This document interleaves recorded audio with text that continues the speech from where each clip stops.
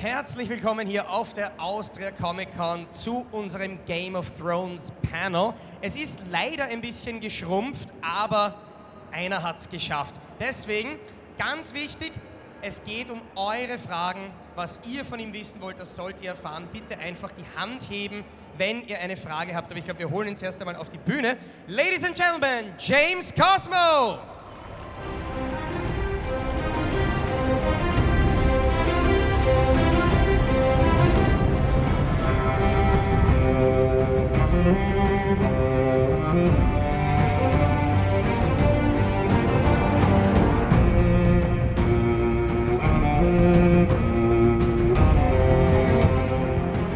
Thank you so much for that wonderful welcome.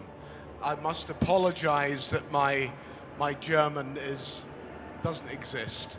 So, but I'm sure you can all speak beautiful English. So please let's talk. First of all, I just had to cut off the music that started playing when you walk on stage, because every time I hear that music, I'm afraid I might die. Because that's usually what happens when you hear that. It does. Yeah, tell me about it. Yeah. But the thing is, what I wanted to ask you to begin with, Game of Thrones is a very secretive show. So we have heard a couple of times that even the actors who play the parts don't know whether they will live or die. So what some people did was, when they get the script for the new episode, they skip to the last page and see, oh my God, my name is still there, yes! That's absolutely right, yeah. They read the script from the back. Am I still alive? waiting. You know, when I did 3 seasons of Game of Thrones, season 1, 2, and 3, and I go fly fishing for steelhead trout in America, and my old friend Bo, I don't think he'd ever read a book before, but when I said I'm in this show called Game of Thrones, he said, I'll start to read that, James. So the first year he said, James, you're still there, you know, you're the head of the night watch, you're doing great, you know. And then the second year I was there, he said, James, you're still there, you know, you're out beyond the wall, you're killing all these White Walkers. Ah, it's fantastic. The third season he said, James, they're drinking beer out of your skull. And that was the end. So I knew it was coming. Yeah, especially since your last episode was called The End of the Watch. Yeah. So basically, when you read the title, you must have been like, oh, yeah, fuck. yeah. I got the impression that things weren't too good for Lord Mormont. So, do you want to go with a question from the audience? Who wants to know something? Raise your hands. Yes, here with the glasses.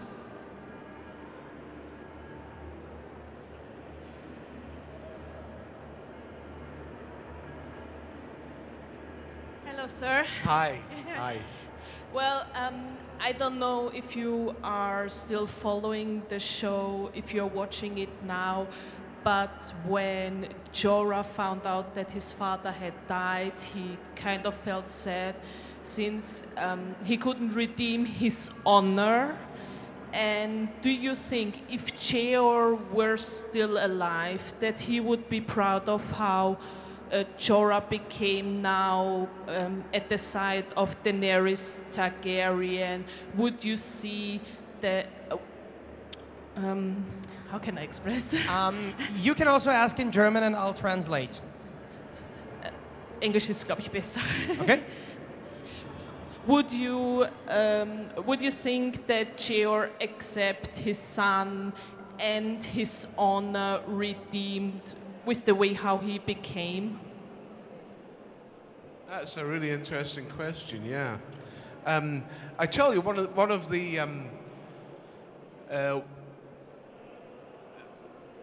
enticement of the character when they asked me to play Mormont was that he, in the whole series, I guess he is the only man who lives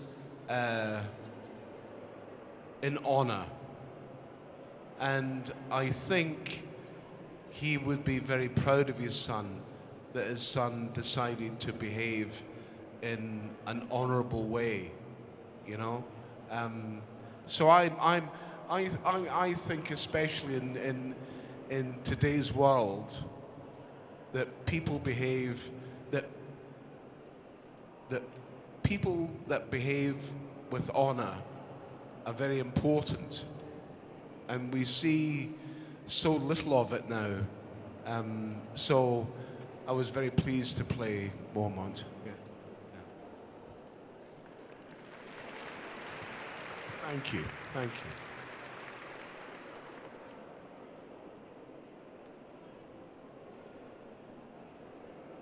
Who else? Who wants to ask a question?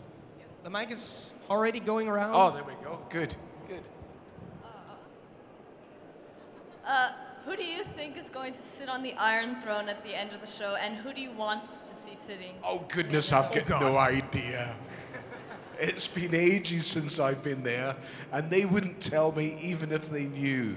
But I do think that Jon Snow is going to sit in the Iron Throne. I do. I do. Good answer. Because you know, we were talking about Mormont's son and things, and Jon Snow became a sort of surrogate son.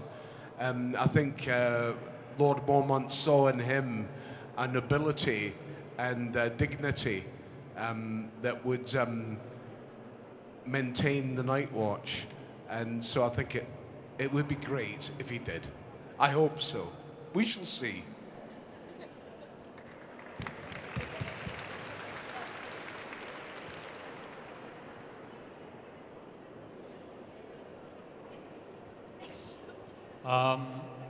Ich wollte fragen, was war für ihn das Gefühl, bei so einer Serie dabei zu sein und... Achso, ja, Entschuldigung. Einfach bei so einer Serie dabei zu sein und dann, dass so eine erfolgreiche Serie war, was einfach für ein Gefühl war, da dabei zu sein, bei der großen Geschichte dann. What was it feeling being a part of a project this large and a series this influential and important? It was extraordinary because, as I say, I was in series 1, 2, and 3, and I was working in America doing a show called Sons of Anarchy, and then they said, did somebody go just like that? Yeah, it was a good show, wasn't it? And then they asked me to do Game of Thrones, but we had no idea. You know, I turned up on the first day in Belfast, where we filmed a lot of the first season, and it was an enormous set. I was really shocked by it. You know, like it was, my goodness, this is a big deal. But I remember saying to David Benioff, the producer, one of the producers and writers, at the end of the first season, I was out in Los Angeles, and he said, I said to him, do you think we'll get a second season? And he said, I've got no idea. I really don't know. And then the series came out and became, you know, a worldwide phenomenon, you know. I don't know why that works. You know, if you could understand why a show like that becomes so influential and so powerful, you'd be a very lucky man. But yeah, it was extraordinary thing to be part of, you know. Yeah.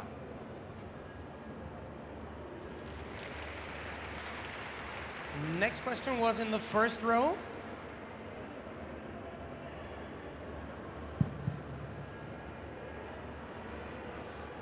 Your film and TV work is epic. Television ranging the Findley's Casebook through to Troy, through to Young Winston, through to so many episodes of UFO. Part of my, wonderful.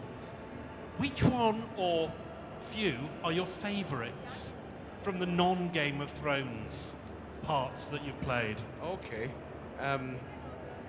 Wow, it's amazing that you know so much about my career. That's astonishing. It's very in depth, and some of the shows weren't all that great. I think there are two pieces of work that I'm very proud of. One was Braveheart, because not only was it an extraordinary movie, the story was exceptional, but the main thing that has resonance about that film was that it deals with the notion of freedom and dignity. And that's why wherever I travel all around the world, you know, like, you know, Croatia, Italy, wherever, people always mention Braveheart because it's about freedom.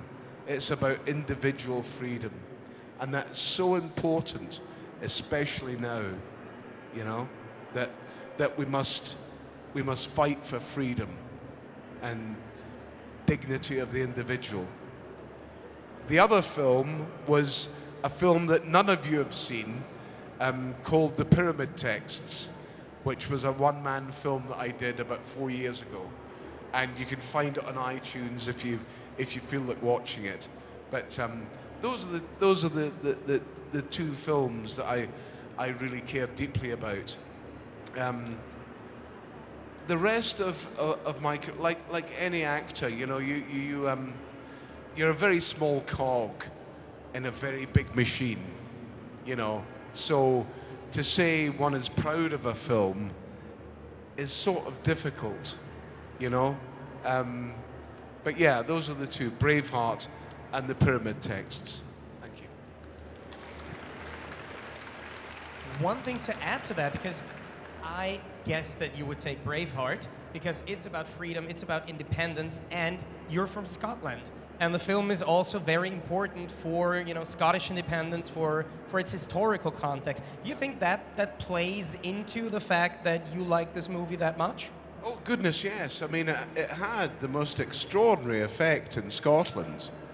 I remember sitting with Randall Wallace, who wrote the script, you know, in a pub where I usually am, in Ireland, and I said, you realize this is going to have a huge effect on the political landscape in Scotland. And he didn't believe that for a minute. And it did have an extraordinary effect. Not that I am in any way a supporter of Scottish independence within Europe. I am deeply committed to the idea of Europe being together. You know,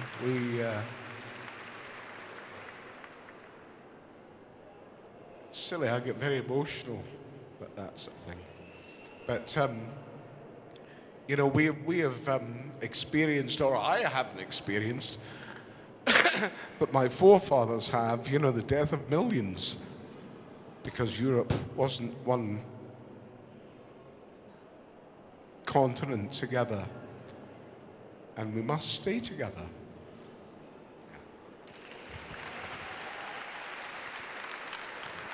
I'm sorry.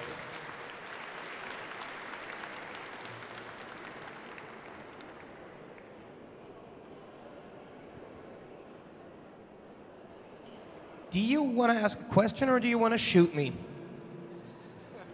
The lady in the fourth row, you're pointing something at me. I don't know, you want to ask a question?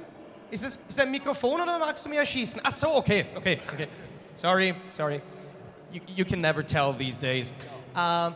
Anybody, yeah, oh. Anybody else have a question? Yes.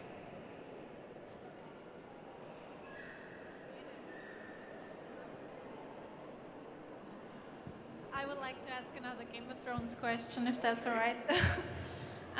We just heard earlier that you had at the set you had very big coats and it was very warm. And I wanted to ask, which was more bearable, the outside set or the inside in Belfast? Oh, Belfast was much easier. When we went to Iceland, although we were wearing terrific thermal underwear and things, plus your costume, I have never been so cold in my life. It was just horrific. You know, like 20 minutes, you were done. You know, you just wanted to get somewhere where you could get warm. It was, you know, it's not like a real job, but it was a tough shoot. It really was. And Iceland is an extraordinary place, you know, like to actually, I didn't see the Northern Lights that much, but I did see them sort of, you know, and to be there in the middle of winter, it was an extraordinary country. But all in all, I think I prefer Belfast. The pubs were better. Thank you. Speaking about the costumes, there is I don't know if it's more than a rumor going around that the costume builders made some of the coats and furs and stuff from things bought at IKEA. Do you have any insight in that? I don't have any insight into that, but one thing that struck me was the attention to detail in costumes. You know, like you think, well, you know, whatever boots you're wearing or whatever. But the attention to the minutiae of hand stitching things, of making everything absolutely perfect, which will never be seen on the screen. You know, you could never tell. But as an actor, it was very comforting, because when you get into that costume, you felt it was really Mormont's costume, you know, and that's a big help, you know. Like, as an actor, you can make use of that, you know, and the weight and the way you wear that costume informs your performance. So it's a very important part, and never very often respected too much. But costume is really incredibly important. I saw another hand going up before. Yes. Hello. Hi. If you could play another character from Game of Thrones, who would it be and Oh, why? Goodness, I've been asked this question so often. I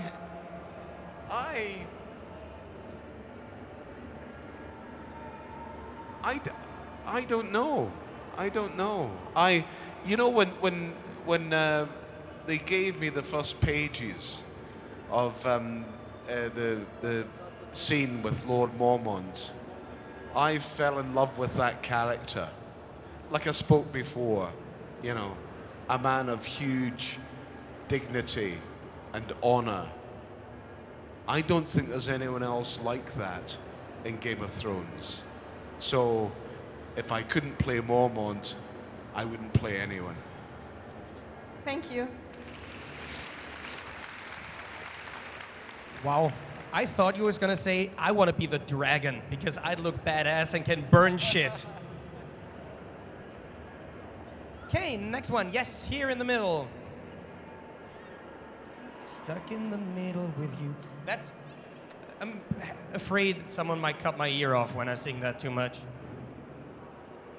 Hi, I was just wondering if you had time to walk around Austria a little bit so far, and if so, how did you like it?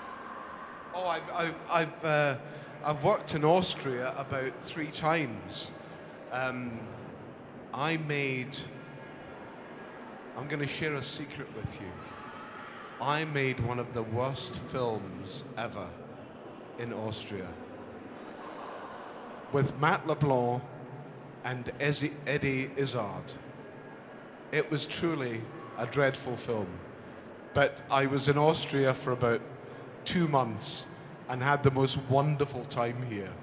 I love the countryside. I love the people of Austria. They're it's sort of hard to describe. You have I don't know. There's just a good feeling about Austria.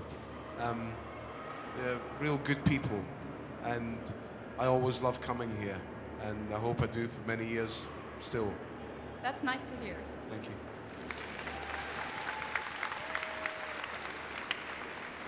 And I think you made us curious. What's that movie's name and why is it so awesome, awful?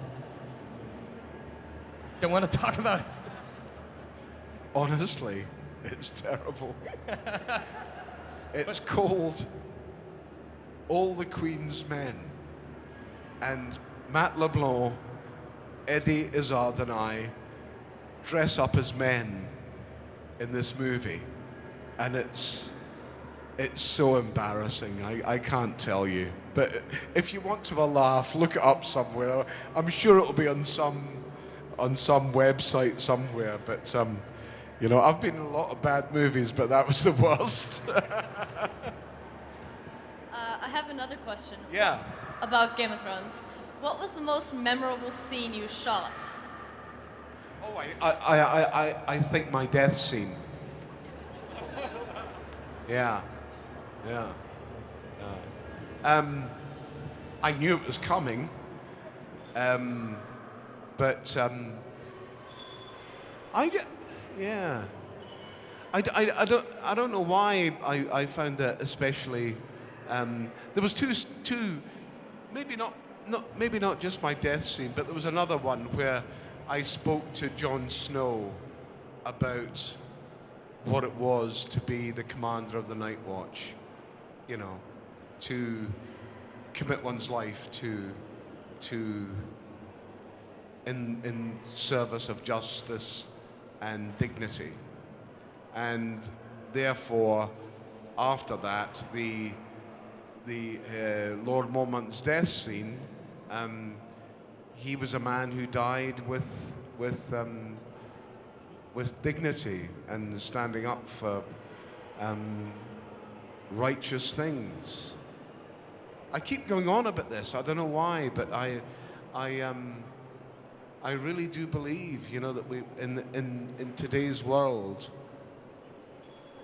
we so need men of dignity and bravery to stand up for the things that are right, because there are so many things that are wrong just now. Yes.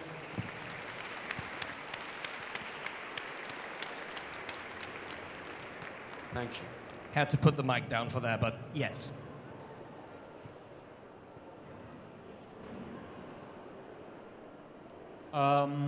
I would a question to you. How was the relation between you and Kit Harington? Have you a special, how could I say, emotion between you and Kit Harington?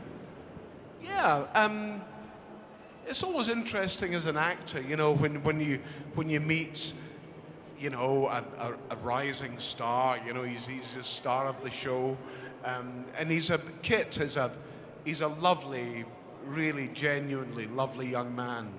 You know, he's very modest and is very appreciative of the chance he's been given, and yeah, we enjoyed working together. I think, you know, I certainly did, and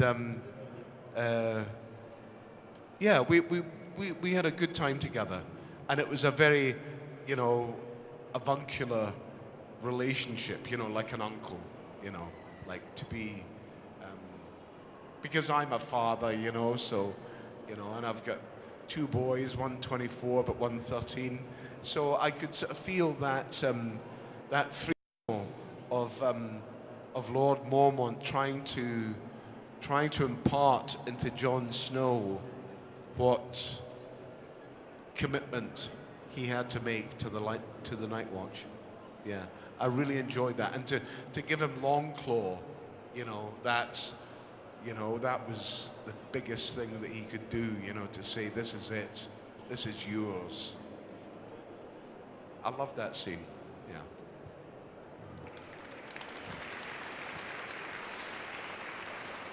Well, I have a question to tie right in there. Here I am. Hello. What do you think is Jorah Mormont thinking about Jon's actions as a Night Watch member, as their leader, and later on leaving them? So like letting the wildlings through the wall, etc. Because I think you are the one person who has the most insight on what Jorah Mormont would think. Yeah, that's a tough one because I haven't followed that storyline particularly, so I can't give a really reasoned argument towards it. Yeah,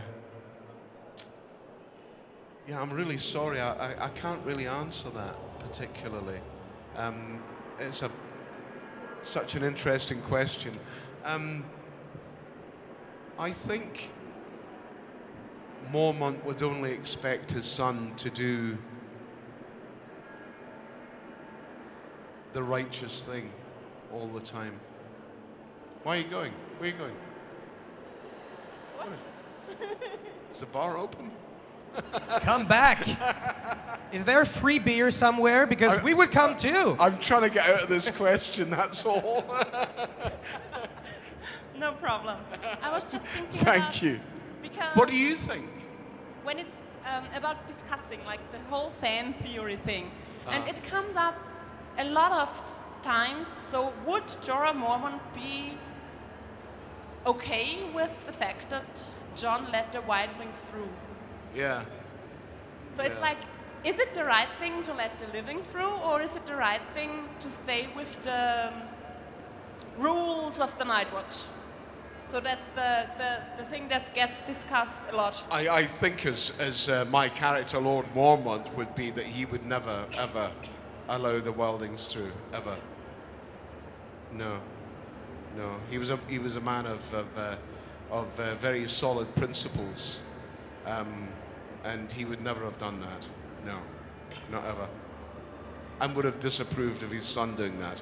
No. No. Doesn't happen. Not many. Yeah, okay. There is agreement because it was.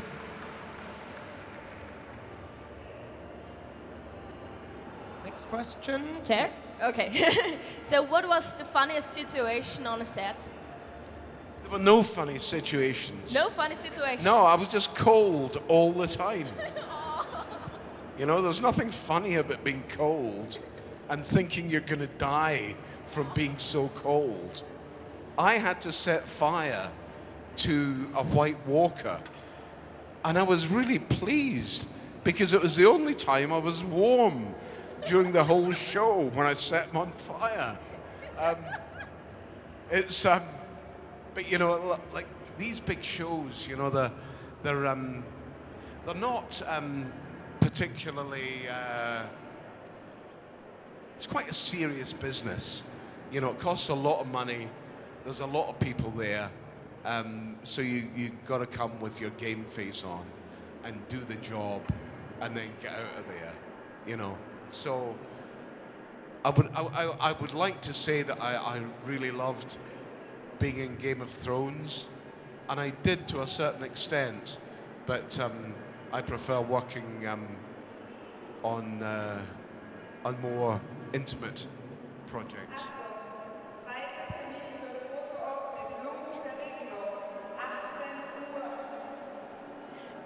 If you want to go to the photo op of Lou Ferrigno, there is another one at 6 p.m. coming. Did you know that?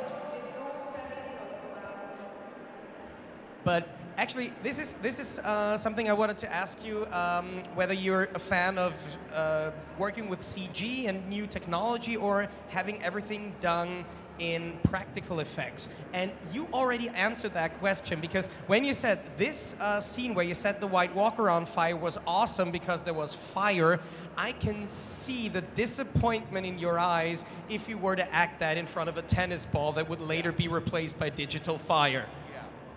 You know, the last film that I can remember that didn't have CGI in it was Braveheart. You know, we had 3,500 extras on Braveheart.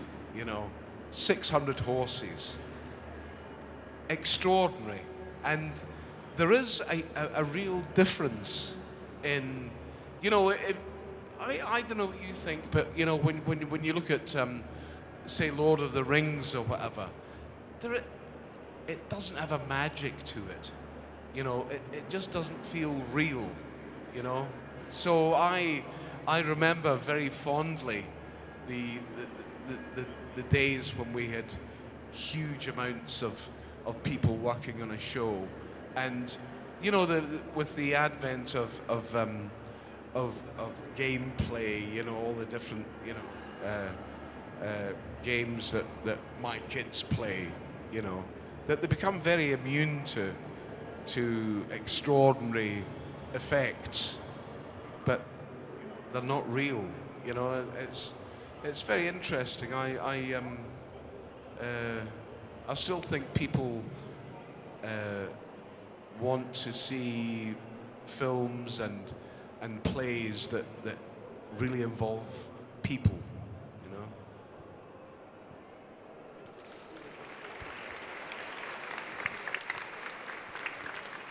Hi, so first of all, it's a great honor having you here. And Thank you so much. So, was your death scene the last scene you were shooting? If not, which one was, and how did it make you feel knowing that it was the last?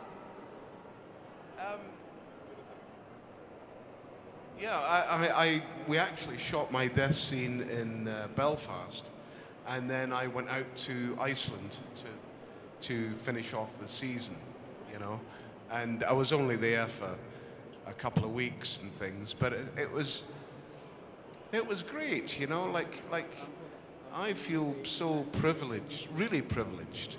I'm not kidding you on, you know. It's like I'll tell you something about actors, that there are hundreds and thousands of actors who are really, really good and never get lucky. Never, ever get lucky. And that's all it is, you know? If you're a musician, if you play the guitar or the piano, whatever, you can play that anywhere. If you're an artist, you can paint anywhere. But as an actor, you need an audience. You need a whole film crew or a theatre to work in. And I'm always appreciative of the fact that I get, as they say, I get hit with a lucky stick, you know. So yeah, I appreciate any job I have. Yeah.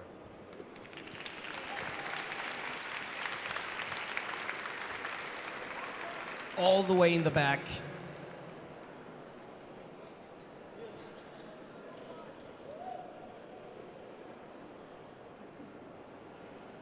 Your step counter is going to explode soon.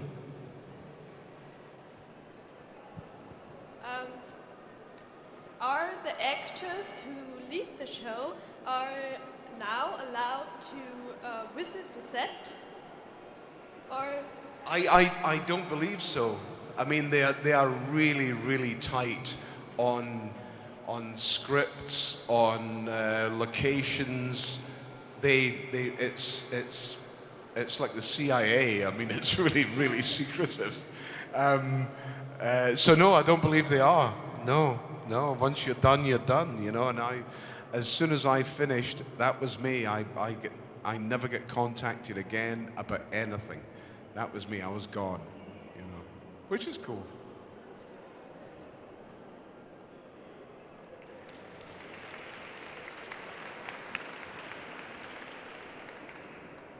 hi, how do you feel about seeing all the cosplays from Game of Thrones? Oh, I think it's wonderful. I mean, the work that some of you guys put in. I remember being in, where was I? Chicago, and 10 guys came up with the most magnificent costumes, like the Night Watch costumes, you know, all the leather and things. And they all get down in front of me and they said, "Bless me, Lord Commander." It was like extraordinary. But I think that cosplay in general, if you think of it in a broader sense, you know, this is where people can enjoy their fantasies and dress as they wish and be who they wish in an atmosphere of safety and friendliness. That's really special, you know? That really is special. And so whenever I come to the conventions, you know, I really do appreciate it. I really do, because it's people having fun together, and I thank you for that.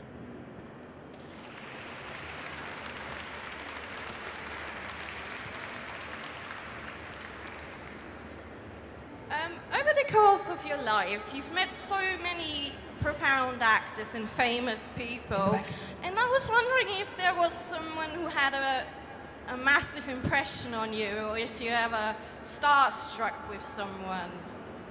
Because there must have been someone where you said, "Wow, I can't believe I've just met that person." Yeah. There's been a couple of times, and maybe people that you wouldn't, you know, I'm old now, you know, so I remember people of a different age, you know, but I did meet John Huston and Robert Newman in the same room, and that was extraordinary. I think John Huston would have been the man that I thought, my goodness, I actually met that man, you know. But one of the great things about being an actor is, you know, you travel so much and you meet so many extraordinary people, you know, not necessarily in the business, but you just meet extraordinary people. I've been very privileged to do that. But I would say that I think one of the greatest films ever made was a film called Treasure of the Sierra Madre, and that was directed by John Huston, starring his father, and it was and Humphrey Bogart, and that was a really great movie. And just to be in the same room with him was, I didn't realize it at the time, but in my old age I realized how privileged I was to meet someone like that. You know, truly a wonderful director, you know. And you know, I would have loved to have met the great directors of our business, you know. Eisenstein, my goodness, you know, in 1917 making movies that were extraordinary. Orson Welles, just, you know, truly geniuses. I would love to have met them, but there you go, I didn't.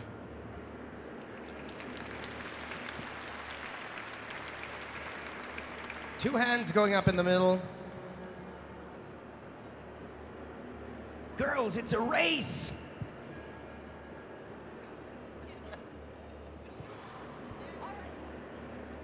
Looking back on your acting career, are you happy with all the movies and films and shows that you've been in, or do you wish that you could have been in something else? That's a very interesting question. No, I think I'm pleased with my career. I've been very, very lucky. I wish there were more films made that I would have wanted to be in. Do you know what I mean? That films that reflect the human condition and address the problems that face the world. I think there is a, I don't know about you, but I switch on the TV and I go through Netflix and things, and I think it's just nonsense, all of it, you know, like people killing each other and you know, superheroes and things, and there's very few films that really address the human condition. And I think that is the power of film. That truly is the power of film, that we can make movies that make people think differently, that make people not hate other people. It's really important to make those.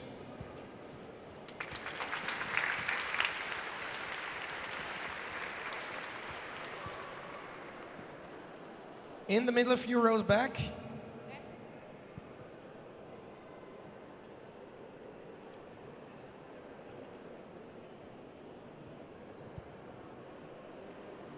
Yeah, hello. Hi. Talking about meeting famous persons, have you ever met the author J.R.R. Martin or visited the sets while you were shooting? Oh yeah. When you know, I don't know if you know, but the process of working on an American TV series is, it starts off that you go on tape, and then that goes to the production company, and then that goes to the network, and then that goes to the executives, you know, so it's a big, long process. So my agent phoned me up and she said, look at this thing called Game of Thrones, I don't know what it is, but they want you to go up tomorrow and read for this thing. And they sent me the two long pages, like a big long speech of Lord Mormont when he was talking about the Night Watch. And I was reading it, and I said to my wife, I said, this is really good stuff, you know, it's like quite profound, you know, what the Night Watch means. So unusually I decided to do it properly, you know, and memorize it. So my wife Annie helped me all through the night, and I went up in the morning and went into London and put it on tape.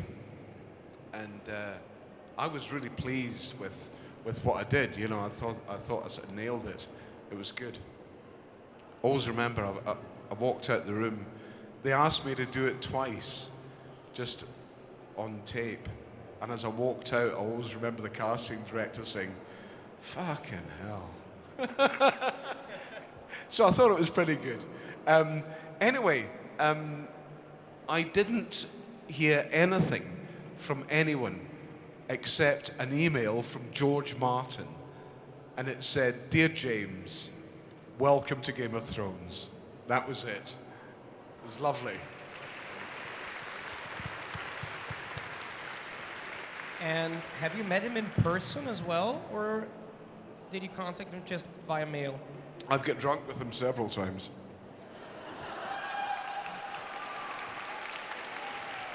But you know, the funny thing is, he won't write when the American football season is on, and he won't write when he's away from home. And he's about 110. So I don't know how long he's got to write, but it's extraordinary. But he's a lovely man. Okay, we have time. Who else wants to ask something?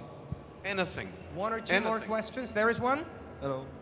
I have a question for you in acting in general. Did you ever have had a problem if representing a character you couldn't relate to because of their personality? Okay, yeah, I've got that, yeah. I think within us all, we have the whole spectrum of good and bad, and it's very interesting for an actor to try and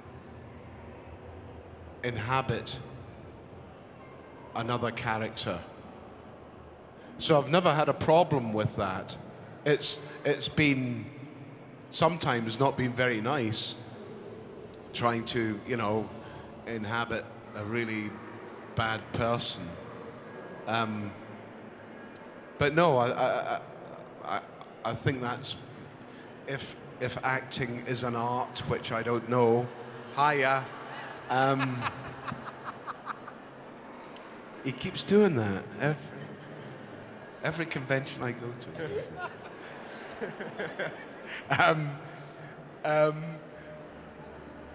If acting is an art, it is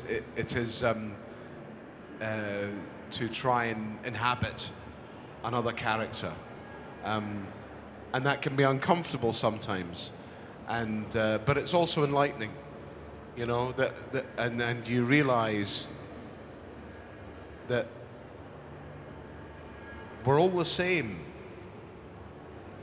We are all the same. We're just human beings, you know, and it's just circumstance and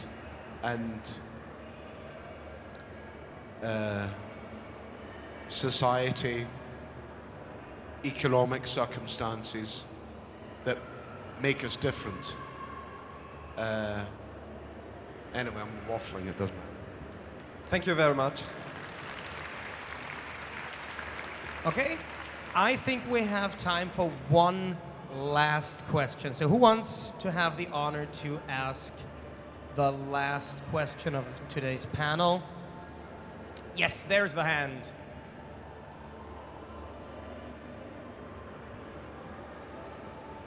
Hello, so me again. Lord Mormont mentioned that in the Brotherhood of the Night's Watch, it doesn't matter who you were before, a nobleman's son, a bastard, but still he wanted Jon Snow to be his steward, and he groomed him for command. Do you think that was because he was, or is, Ned Stark's son, so he grew up in an honorable environment so that he might be an honorable leader like Lord Mormont as well? Yeah. Do you think that's why he wanted him to be close? Yes, I absolutely agree with you. Yeah, that Lord Mormont saw that in Jon Snow. You know, that he was a man, but maybe he was a young man, but maybe he wasn't ready for that that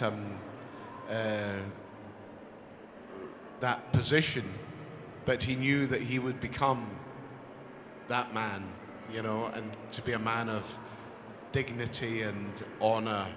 I know I bang on about it so much, but it's so important. I just love that whole idea, you know, of someone saying, yes, this young man can be what I am. You know, it's taken me took years and years for Lord Mormont to become who he was, to be the commander of the Night Watch, you know, and to watch that young man grow up incrementally and to become stronger and stronger and to be an honorable man. Yeah, fantastic. Thank you. And I think these are perfect closing words. So thank you all for coming to Austria Comic Con 2018. If you're interested in the official ACC 18 t-shirt, you can find it at booth H14 at Mighty Underground. But first of all, thank you, James Cosmo, for spending the last 50 minutes with us. Thank you very much indeed. Thank you. And if you're here tomorrow, we'll see each other and I'll be here tomorrow for another panel, but I would just like to thank you so much for coming and spending this time with me. It means a lot to me, and I love to communicate with my fellow human beings. It's wonderful, and bless you. Have a great day.